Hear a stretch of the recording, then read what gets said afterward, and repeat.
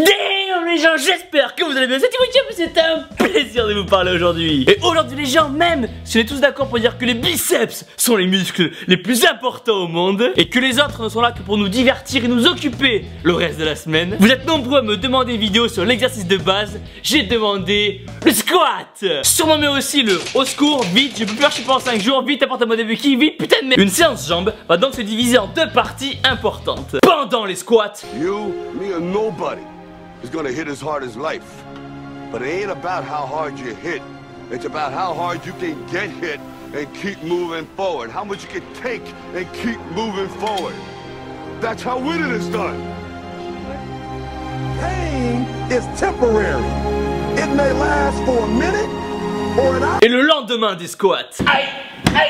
Aïe aïe aïe. Et si dans le plus grand des hasards, vous aviez prévu de louper votre 100 jambes, ce ne sera pas cette semaine. Donc taguez toutes vos petites en commentaire et dites-leur de se mettre au squat. Dites-leur qu'elles n'auront jamais le fessier de leur rêve si elles restent assises sur celui qu'elles ont. Damn. Il n'y a pas de temps à perdre con, alors un pouce bleu égale une petite squat. Ensemble, on peut changer la fesse du monde les gens. Et il est l'heure d'aller au charbon, alors c'est parti. À la base, je voulais faire la vidéo seul comme un grand. Puis, j'ai proposé à Caroline de venir pour vous montrer que même si vous êtes une petite, vous aussi vous pouvez vous y filer au temple sans risquer de devenir énorme et sèche comme un mec. Et aussi, car c'est toujours plus ludique de voir une petite qui fait cet exercice. Le squat, exercice qui sollicite les fessiers, les abdos, les cuisses, les mollets, les ischios, les lombaires, ouais, un peu tout en fait hein. Et chacun va avoir sa technique car il existe plein de façons de le faire. Mais il y a quand même une notion de base qui va être d'attraper la barre, la placer sur les trapèzes, descendre le plus bas possible, poser la barre, vous relever et boum le curl. Non, ne jamais faire de curl dans le rack à squat. C'est éliminatoire. On vous voit faire ça, vous sortez de la salle. Quand vous êtes face à la barre, placez vos mains où vous êtes le plus à l'aise. Placez la barre derrière vos épaules au niveau de vos trapèzes et pas sur votre cou où vous risquez de vous faire une Louis XVI. Boum les rimes en aise,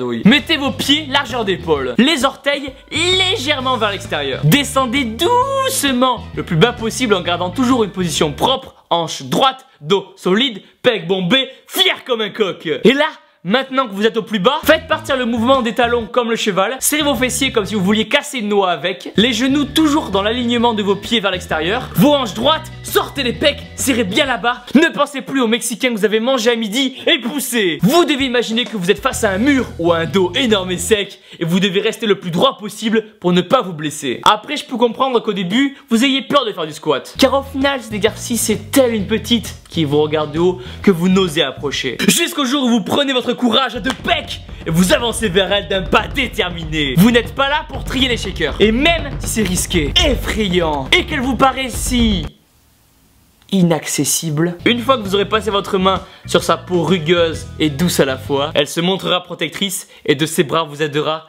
si vous venez à échouer. Et jour des jambes après jour des jambes, vous apprendrez à la connaître, à la chérir.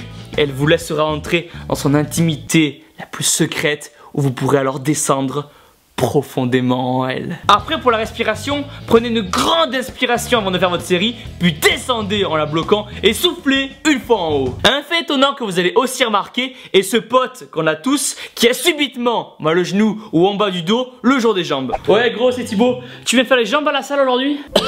Non mec, je suis malade. Adieu. Adieu. Adieu. Alors que le jour des pecs, allô? Wouhou, j'arrive. Là, il n'y a jamais de problème. Et malheureusement, ça nous conduit à un problème de société important.